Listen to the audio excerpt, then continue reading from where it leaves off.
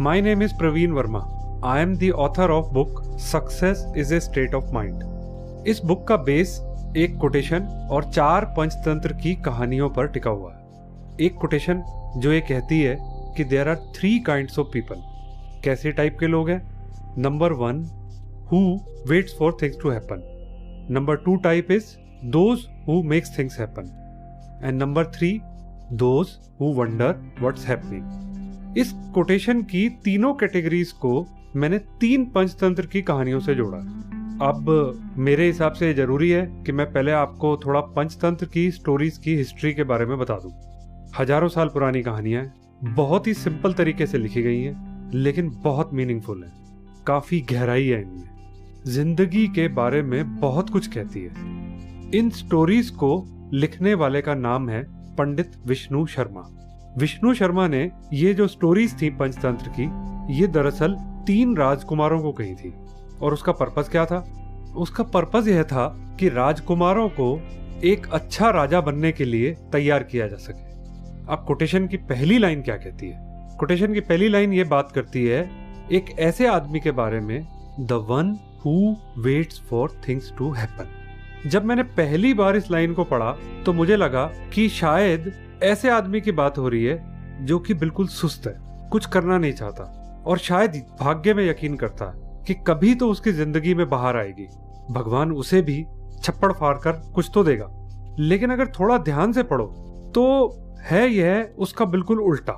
यानी ये किसी लेजी आदमी की या लूजर की बात नहीं हो रही है, बल्कि एक ऐसे आदमी की बात हो रही है जो कि प्रेजेंट मोमेंट में जीता है, जो कि निस्वार्थ भाव से सिर्फ कर्म करता है और फल की या रिजल्ट की परवाह नहीं करता। इसको एक्सप्लेन करने के लिए मैंने एक पंचतंत्र की स्टोरी ली है।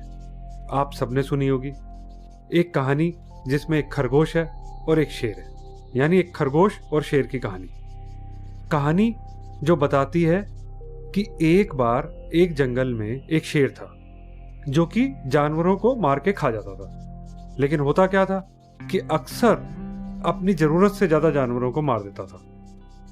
जंगल के सारे जानवर इससे परेशान होकर एक दिन शेर के पास गए और बोले कि महाराज, आप अपनी जरूरत से ज्यादा जानवरों को मार देते हो, लेकिन अगर हम लोग रोज आपके पास एक जानवर भेज दें तो अपने आप आपकी जो जरूरत है, भूख की जो जरूरत है, वो भी पूरी हो जाएगी और बाकी जानवर भी शांति से रह पाएंगे। अब शेर ने उनकी बात मान ली और जानवरों ने रोज एक एक जानवर भेजना शुरू कर दिया। अब एक दिन खरगोश की बारी आई।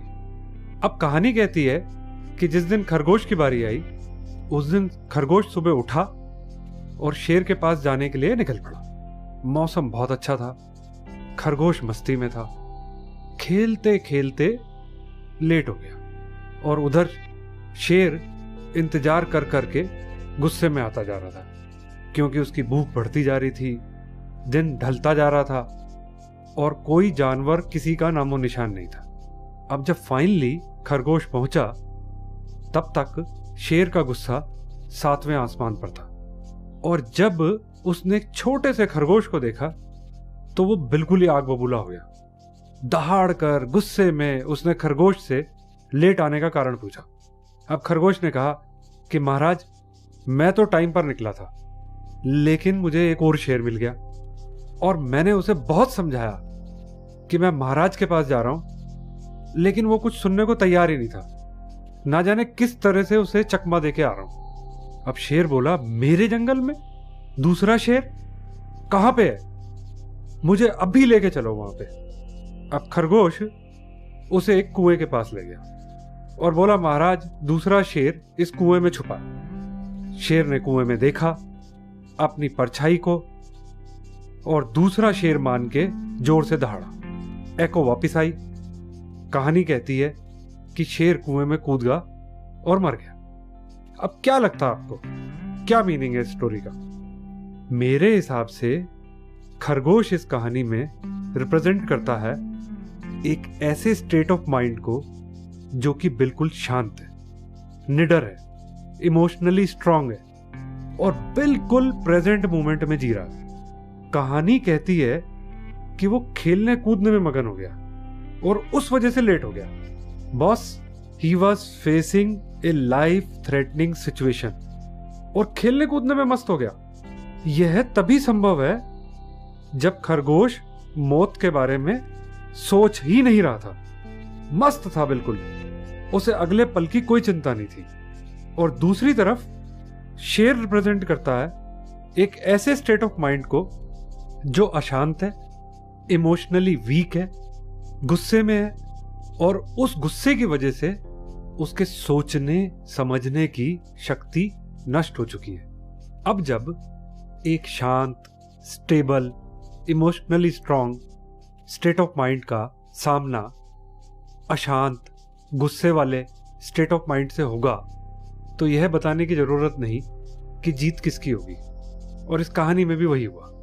ये कहानी देखा जाए तो बहुत मीनिंगफुल है और कोटेशन की पहली लाइन से बिल्कुल मिलती है, यानी the one who wait for things to happen, जो कि इमोशनली स्ट्रांग है, शांत है और प्रेजेंट मोमेंट में जीने वाला जो लोग हैं, इस दुनिया में सफलता की ऊंचाइयों को पाते हैं।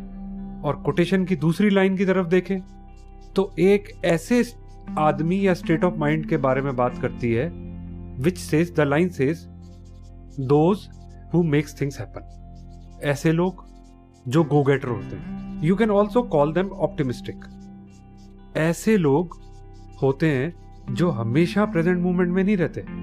इनका स्टेट ऑफ माइंड पास्ट में भी जाता है और फ्यूचर में भी जाता है। पास्ट की मिस्टेक्स को ये लोग एक लर्निंग एक्सपीरियंस की तरह लेते हैं और फ्यूचर का आउटलुक इनका हमेशा पॉजिटिव होता है। आप इनको कोई भी प्रॉब्लम या चैलेंजिंग सिचुएशन दे दो तो इनका स्टेट ऑफ माइंड जो है कुछ इस तरह से वर्क करता है कि ये मान के चलते हैं कि अगर समस्या है तो हल भी होगा।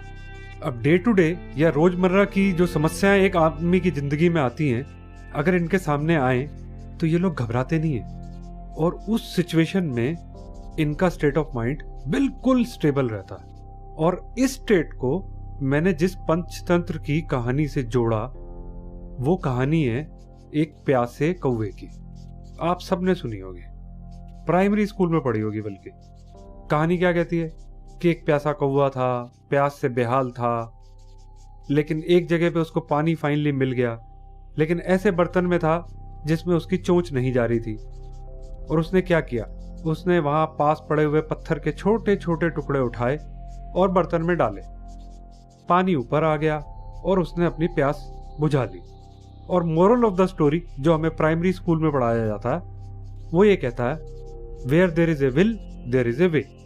आप अपने आसपास एक नजर दौड़ाओ, याद करो ऐसे लोगों को जो दुनियादारी की डेफिनेशन के हिसाब से सफल लोग हैं और ध्यान से देखो कि वो सफल क्यों है। क्या यह सच नहीं है कि उन लोगों में यह एक खूबी आप जरूर पाओगे कि जब वो लाइफ की टफ सिचुएशंस को या मुश्किल हालातों में फेस करते हैं तो टूटते नहीं है, रोते नहीं है, बल्कि हालात का सामना करते हैं और मुश्किल हालात से और स्ट्रांग होकर बाहर निकलते हैं। अब कारण क्या है? कारण एक ही है कि ऐसे लोग मेंटली बहुत स्ट्रांग होते हैं। अब देखा जाए तो कहानी जो पहली वाली है उसमें भी हमने यही कहा कि मेंटली स्ट्रांग आदमी जो होते हैं वो सफल होते हैं और कहानी दूसरी भी यही कह रही है। तो उस हिसाब से कैटेगरी 1 और कैटेगरी 2 में फर्क क्या है?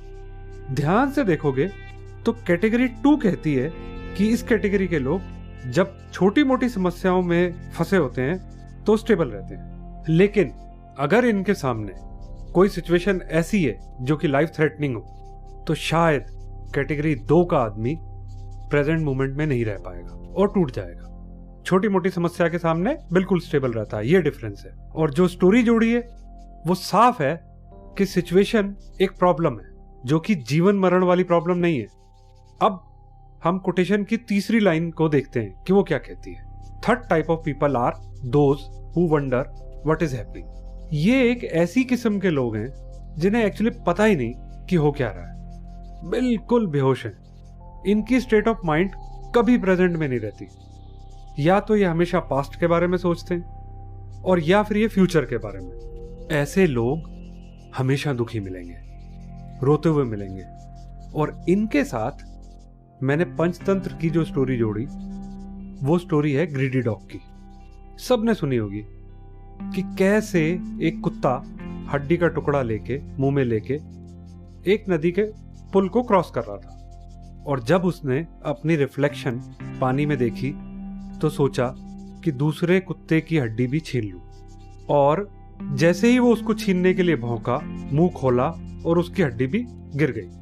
अब देखा जाए तो ग्रीड एक इमोशन है, नेगेटिव इमोशन है। जैसा हमने पहली स्टोरी में देखा कि नेगेटिव इमोशन में बुद्धि भ्रष्ट कर देता, सोचने समझने की शक्ति खत्म हो जाती है। अब पहली कहानी में अगर सिचुएशन ऐसी थी कि जो कि लाइफ थ्रेटनिंग थी, लेकिन एक शांत और स्टेबल स्टेट ऑफ माइंड की वजह से डिफ्यूज हो गई। दूसरी कहानी में डे टू डे रूटीन की प्रॉब्लम वाली सिचुएशन थी, स्टेबल स्ट्रॉन्ग मेंटल कंडीशन की वजह से ऐसे लोग प्रॉब्लम को अपॉर्चुनिटी में बदल देते हैं, ये देखा हमने। और ये जो अब तीसरे टाइप के लोग हैं, those who wonder what is happening, इनकी जिंदगी में देखा जाए तो कोई समस्या ऐसा सच नहीं है। अब कुत्ते को जो चाहिए यानी हड्डी, वो उसके मुंह में है। देखा जाए तो उसका टाइम अच्छा चल रहा, कोई समस्या नहीं है, और अपॉर्चुनिटी उसके मुंह में और उसे पता भी नहीं है। अपने अनस्टेबल स्टेट ऑफ माइंड की वजह से हाथ में जो अपॉर्चुनिटी है उसने वो भी खो दी। अगर आपका माइंड शांत नहीं है और आप इमोशनली और मेंटली स्टेबल नहीं हो तो ऐसा ही होगा। अब ऐसे लोग हाथ में आई अपॉर्चुनिटी खोने के बाद करते क्या हैं? रोते हैं अपनी स्टेट के लिए।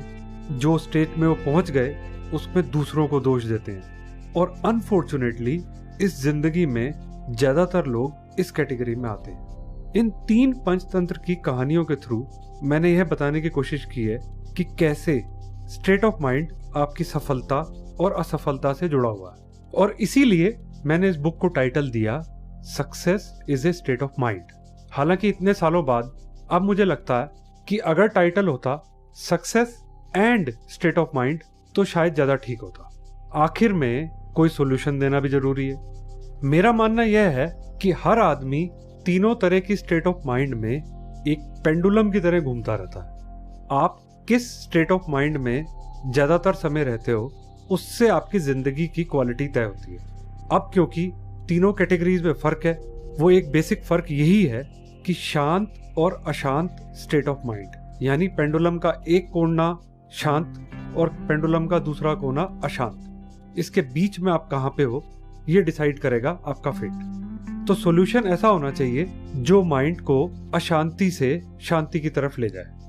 और फिर जो सॉल्यूशन हो वो भी कहानी अगर पंचतंत्र के साथ जुड़ी हो तो ही एप्ट बैठेगा।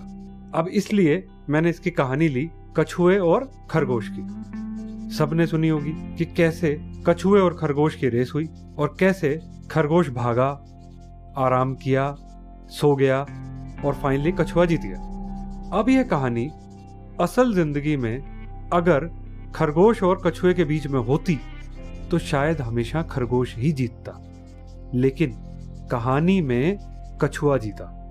और moral of the story says slow and steady wins the race. और मेरे हिसाब से ये कहानी बिल्कुल ठीक है। क्यों ऐसा कहा मैंने? क्योंकि इस कहानी में खरगोश एक ऐसे स्टेट ऑफ माइंड को रिप्रेजेंट करता है जो कि एंग्शियस है, जल्दी में है, फोकस्ड नहीं है। और दूसरी तरफ कछुआ एक ऐसे स्टेट ऑफ माइंड को बताता है जो कि काम है, शांत है, रिलैक्स्ड है।